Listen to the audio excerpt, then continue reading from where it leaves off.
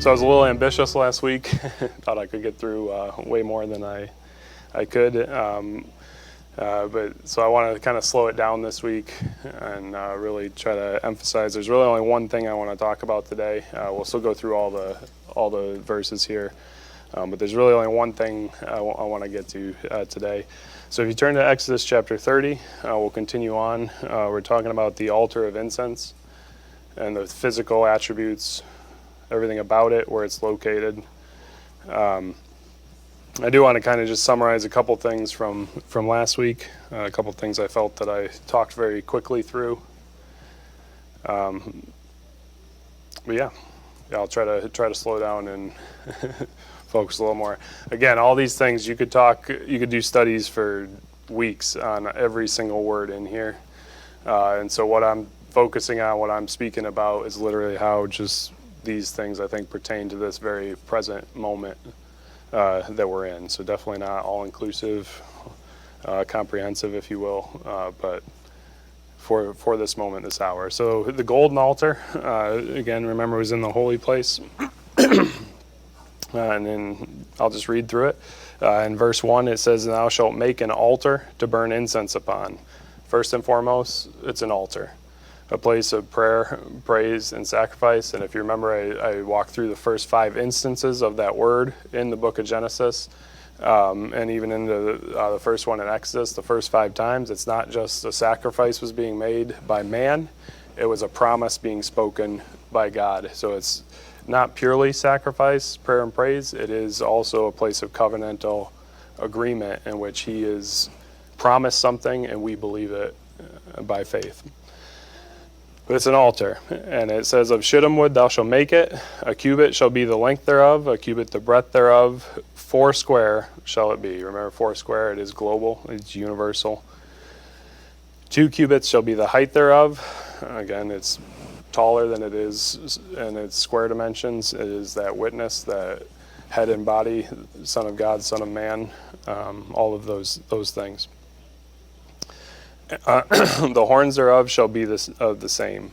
And thou shalt overlay it with pure gold on the top, and the sides thereof round about, and the horns thereof, and thou shalt make unto it a crown of gold round about. So remember, a wood overlaid with gold, picture of the bones, if you will, that resurrection life, where it is a human framework, but the only thing you can see is that golden divine nature.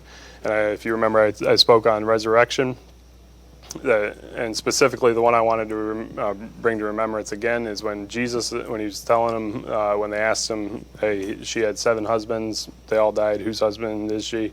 And he told them about the resurrection. He was very clear. He said, Moses referred to them as the God of Abraham, the God of Isaac, and the God of Jacob. And then he told them very plainly, he's the God of the living and not the God of the dead. Meaning that Moses, who those people were already off the visible, they were in the ground, off the visible scene, he called them alive. And that is what Jesus was saying to them, that they're alive by a completely different source than what mankind it relates to. And what you think the resurrection is not necessarily what the resurrection is. It's a person, right? It's a living being. And again, that those people that are not in the visible realm, even the people we know personally, are alive and they're here in spirit. They are that structure that holds us up so that the visible God can be seen. Okay, and then the other one, and shall make unto it a crown of gold round about. And I didn't know if I explained the Joseph thing. Remember when Jacob was blessing him, he said, "The blessing of thy father has prevailed over the blessing of your progenitors," which are your ancestors, your people. And then it said that blessing will sit on the crown of your head. So I don't know if I explained that clearly, how I was tying that over to the crown in the New Testament, which is victorious, right? Stephanos. It goes to the victor. It's the prize of the high calling. It is that crown of life. Paul said, "I've run my course. I will now receive my crown of righteousness." And then throughout Revelation, he said, "For all those who overcome, who prevail, I've laid up a crown of life," right? Where Joseph was coming in, and what I was saying here was in that picture of the outer court to now in the holy place. In the outer court, there was no crown on the altar, and now here in the holy place, there's a crown of gold. And Joseph was no different than Jesus. When he told his brothers and his parents his dream, they mocked him, right? They really, or we're going to bow down to you? And even his own parents were like, okay, we understood when it was your brothers, but now you're talking to your parents, really? They mocked him, right? And then they delivered him to the pit. Jesus, in the same way, they mocked him. They made a crown of thorns, and they nailed it onto his head and said, look, he said he's the king of the Jews, right? But that blessing of the Father, that crown of life, has prevailed over the blessings of his progenitors. And that's that transition from that crown of thorns, which can't produce anything. It's the torment of Adam. I thought of the verse you shared this morning. You can't get figs or fruit off thorn bushes. You cannot. And so they, in their mind, their blessing, if you will, was, look, he said he's the king, but he's not the king. When the blessing of the Father is, no, I've given him the crown of life, and it's a crown of gold, and that's that exchange, moving from that outer court to now the golden altar that has a crown. So, okay, I think that's, so there's just kind of the quick overview of some high points from last week. And so, no, I promise I won't try to be as aggressive or talk as fast as I did last week. So, in verse 4 here, and it says, and 2 golden rings thou shalt make to it under the crown of it, by the 2 corners thereof, upon the 2 sides of it shalt thou make it. And they shall be for the places for the staves to bear it withal. So I want to focus on the rings first. The word is tabahath, which is from tabah, which tabah is a primitive root meaning to sink, to drown, fasten, settle, or sink. And so then tabatha is, from that word, it means properly a seal, as in sunk into wax, i.e. a signet for sealing. Hence, generally a ring of any kind or ring. So if you get the picture of the hot wax, they would melt it and they would sink the signet into the wax. So that's the concept of the word here. So I had several thoughts here. Hence, a ring of any kind. The first one I thought of is this one, and these are one thing real quick. These are rings of gold. There's no wood in them. It's pure gold. And so it is that covenant, that agreement, and there's 2 of them. It's a covenantal agreement that only God could have made. We can be a part of, and we can believe by faith that his word is true, but it is a divine covenant that cannot be broken. Similarly, the concept of the ring, it's a never ending, right? And I almost kind of had the picture, there's 2 rings, one on each side, that it's almost that symbol of infinity, that it never ending, right? And so that's a characteristic of the golden altar here. It's a perpetual, never ending function.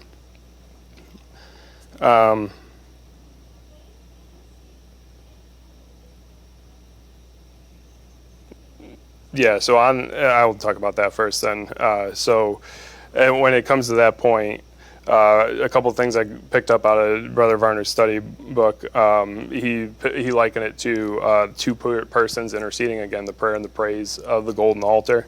Is Jesus being the one at the right hand of God and the Holy Ghost being the other, which is in us, the 2 intercessors there. And then the other point he brought up was that the 2 rings, if you think about it, when they put the staves through, if there's only 2 rings, it's not like if there were 4 or 6 where it would be stable. If there's only 2, it's going to sway. And so the idea would be that even when they picked it up and moved it as the camp was moving, that it would sway, almost kind of simulating a sensor, as if so then it would still give that same perpetual incense rising to the Lord through prayer and praise, that even not just when the tabernacle was set, but when it was in moving, it's never ending, never ceasing. And the part of it that's really cool for me, because the church has tried to replicate this. I don't know if you remember back in the 2000s, I think it was the International House of Prayer in Kansas City. they literally had for years, 24/7, there was people in the building praying. And so they tried to replicate this, right? But one of the more beautiful thing for me, and I'm not knocking that at all, it's a beautiful thing. But this is a global, worldwide thing. And the beauty of it, 12 hours ago, I was getting ready to go to bed. There was people in Korea that were getting up and going to church. And so that's the picture here, is that this is a never-ending incense to the Lord. It's circular.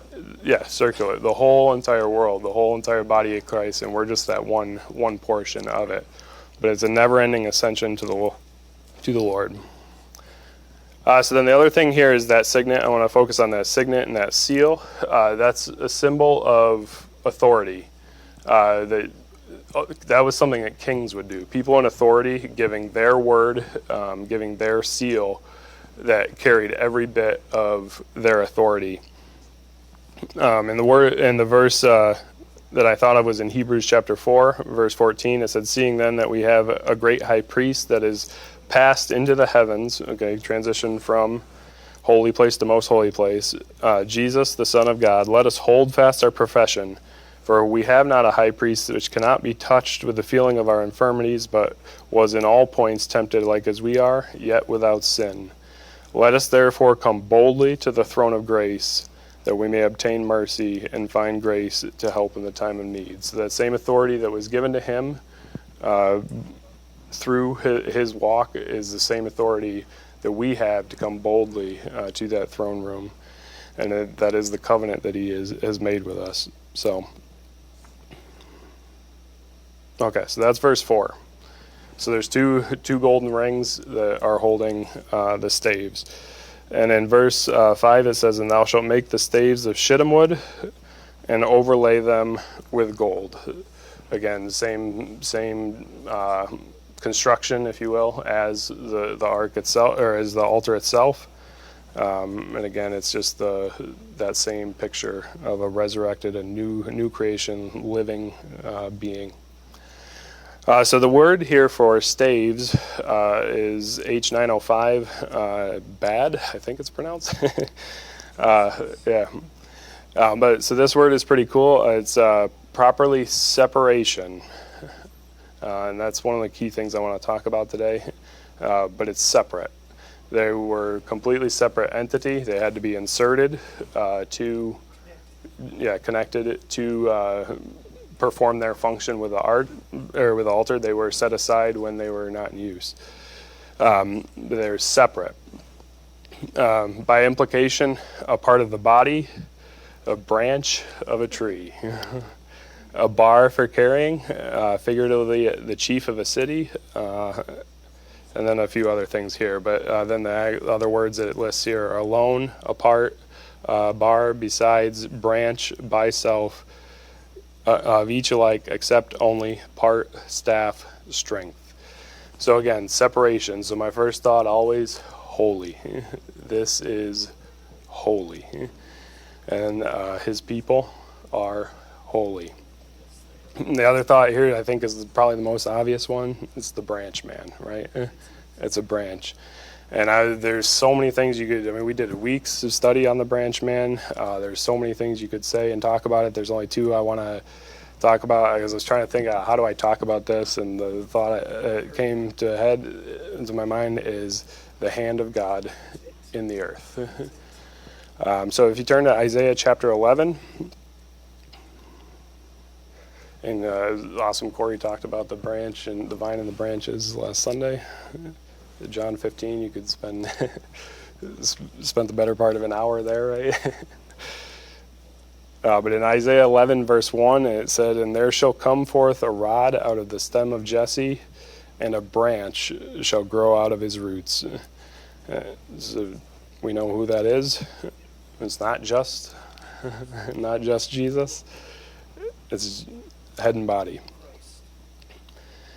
And jump down to, this whole chapter is awesome. I encourage you to read it. But if you jump down to verse 9, it says, "They shall not hurt nor destroy in all my holy mountain, for the earth shall be full of the knowledge of the Lord as the waters cover the sea." And that word knowledge there, I don't think I have it written down. but it's the feminine. Oh, I do have it. It's de'ah, which is the feminine form of the word, now the Hebrew word for knowledge. So I think that's important because he's talking about the soul here. He's talking about you can look at it two ways, the soul being the one and the church being other. And so if he's saying that the earth shall be full of the knowledge of the Lord, that the church is on full display. There's no infighting with the church. The church, that soul has full knowledge of the Lord. And then from the soul perspective of it, it's that second of three steps, spirit, soul, and body, that now we've come from spirit to that soul where, I guess if you want to say the epigenosko of it, that knowing of the Lord. And it says, as the waters cover the sea. And in verse 10 it says, and in that day there shall be a root of Jesse, which shall stand for an ensign of the people. To it shall the Gentiles seek. So that's where I'm saying it would be that second dimension that is still waiting for the full redemption of the body. But the soul has been full knowledge and is on full display, so bright that the Gentiles, the whole world, is drawn to it. And his rest shall be glorious. Hallelujah. And it shall come to pass in that day that the Lord shall set his hand again the second time to recover the remnant of his people. That day is today.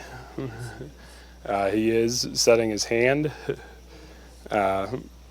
We just talked about the hand of the Lord. It is the branch man. He was set his branch man again the second time to recover the remnant of his people. And if you jump down to verse 16, and there shall be a highway for the remnant of his people, which shall be left from Assyria, like as it was to Israel on the day that he came up out of the land of Egypt. It's a crossing over on dry ground. Okay, so those are the staves. It's gold on the outside, wood on the inside. It's the branch man, and that's what carries this altar, that perpetual rising of the incense, which I won't get into the characteristics of the incense today, but it's that perpetual rising of prayer and praise to the Lord. It is the branch man that carries that through all the earth. So then the other phrase I want to focus on here is actually at the end of, if you jump back to verse 4, it says the staves to bear it withal. And this is pretty awesome. The word bear is H5375, nasa. It's a primitive root to lift.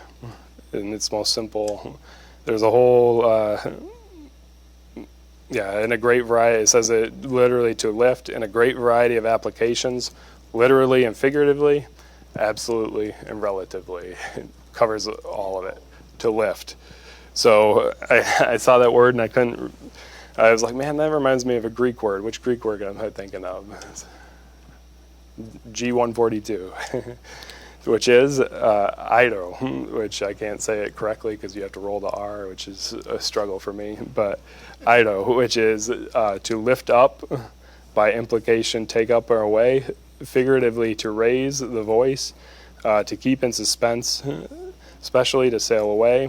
And then it literally says this, by Hebraism, to expiate sin. And the Hebraism that it's referring to is that word I just read in Nasa, which is to lift. So it's the same word. So these staves are to lift the altar. So now, where else do we see this G142? I will go, which way do I want to go here? There's two different concepts here. So the main one that we see it is G730, which is Aren, which the Strong says is probably from G142, and it's a male as strong for lifting. And so obviously we all know where the reference for that is. It's in Revelation 12:5. It is man-child, and it's the first word of that. I'll get to the second one here in a second. But so that, does everybody follow me now? So the G142 to lift comes from that word, is probably from that word G730, which is a male as strong for lifting. And which is also where it ties back into Arnion, because sorry, I'm struggling with how to show this to you in order because they're kind of backwards to each other. But G704 Ardain says it's perhaps the same as G730, the male, strong for lifting, but it's a lamb, a male lamb. And then if you go back one more, G721 is Arnion. It's the diminutive form of that G704. It's a lambkin. So the main difference between lambkin and Arnion and Arain is, I kind of looked it up, what's the difference between a lamb and a lambkin. And basically a lamb would be any juvenile sheep, where a lambkin would be a newly born, like in the very near past born. So recent, yes.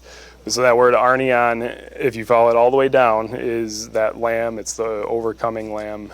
It's the lamb that's mentioned and repeatedly throughout the book of Revelation, specifically in Revelation 21, that I've talked about repeatedly. That is the light of. There's no more light in the city, but there's no more temple. The lamb is the temple. The lamb is the light. It's that word Arnion, which again, to backtrack through that, is a male, strong for lifting. It's the man-child. So then they're in that Revelation 12:5. Man-child is that Harden, G730, and Huias, G5207, which we all know Huias.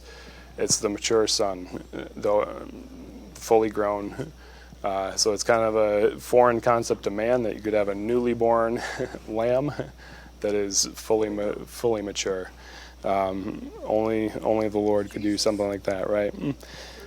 Yeah. But this is that transition, the one that I thought of. So if you look at Genesis, chapter 1, verse 1, the very beginning of the book, in the beginning God created heaven and earth.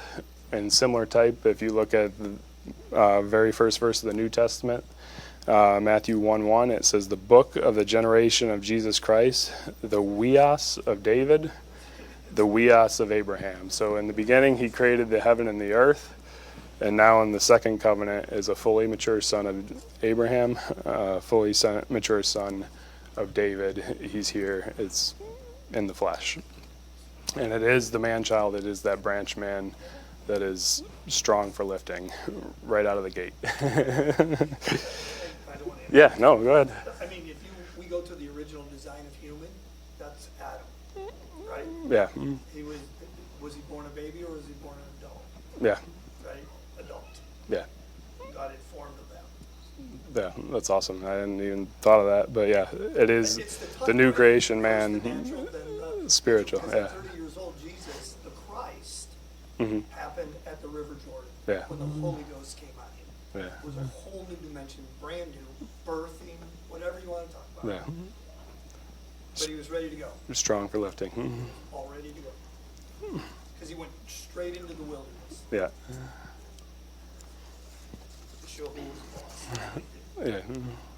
No test can stop him. The prince of this world came and had nothing in me. All right, so the rings and the staves. Does that make sense? So in verse 6 here, it says, and thou shalt put it before the veil that is before by the ark of the testimony, before the mercy seat that is over the testimony, there I will meet thee. So the physical location of this altar is right there at the precipice, right there before the veil, right there before that final transition into most holy place. And so we talked about it, holiness. This thing is holy. And I may or may not get to it. There's more here. It's holy. It's completely separate. It's sanctified, consecrated to God. And so the thought I had is, let me just read it here because I think it says it here. In verse 7 it says, and Aaron shall burn thereon sweet incense every morning when he dresses it. When he dresses the lamps, he shall burn incense on it. And when Aaron lighteth the lamps at even, he will burn incense on it. A perpetual incense before the Lord throughout your generations. So morning and evening is a picture everywhere throughout the Bible that it refers to right from the very beginning, and the evening and the morning were the first day, the evening and the morning were the second day. It's more than just that. Yes, it's perpetual, but it's more than just our day-to-day lives. It's from generation to generation, which I think is really important with what even Wednesday night said, that this thing goes from generation to generation. It's a perpetual ascension. Every generation goes higher, and in every generation going higher, the whole body goes with it. Incorporates. Yeah. That's the biggest thing. If there's 3 steps, you don't do away the first 2. You don't Right. skip them. Right. Incorporate every one of them. Yeah. And then in verse 9 it says, "Ye shall offer no strange incense thereon, nor burnt sacrifice, nor meat offering, neither shall ye put ye pour drink offering thereon." So this is completely separate, set apart from the sacrifice that was in the outer court. There's no sacrifice on this altar. And so, yeah, exactly. This is where we talked about. We've talked about it for years now. What is the approach to God? Sacrifice. But what is the walk with God? The way with God is sanctification. And so that's where we are. There's no more sacrifice to be put on the altar. It's already been put on, it's already been done away with. There's sanctification here. In verse 10 it says, "Aaron will make atonement upon the horns of it once a year, and the blood of the sin offering of the atonements." And that's out of Leviticus 16. When you remember on the Day of Atonement, when he'd go into the most holy place, he would go in and make atonement for the mercy seat and everything that went along there. And then after that, he would come out, and he would. It says in Leviticus 16:19, it said, "And he shall sprinkle the blood upon that was on his finger 7 times, and cleanse it." This is on the golden altar.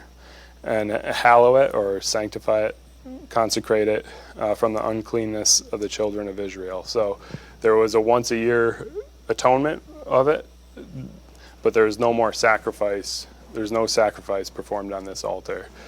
This is where we are right now. It's that transition of moving from that outer court to the most holy place. It's right on the precipice, right on the doorstep of the most holy place. And the only thing that's there is the incense and the attributes that those have. Yeah, I think that's pretty much it. The last verse I wanted to read here is in Revelation 8, verse 3. And it says, "Another angel came and stood at the altar, having a golden censer, and there was given unto him much incense, that he should offer it with the prayers of all the saints upon the golden altar which was before the throne. And the smoke of the incense which came with the prayers of the saints ascended up before God out of the angel's hands." So this incense, all the attributes that God is looking for in prayer and praise, are mixed with that divine fire, the divine light. If you remember the fire, and I don't know if I've talked about it or not, but they brought it from the brazen altar. It's the same fire that came from God out of heaven. It's not a different fire. But it is that divine fire, that divine light, and that's what brings a physical manifestation of the prayers and the praises of the saints, where it's not just laying me down to sleep, it's the actual living reality that can be seen, and it's so bright. That branch man is so visible that the Gentiles come to it.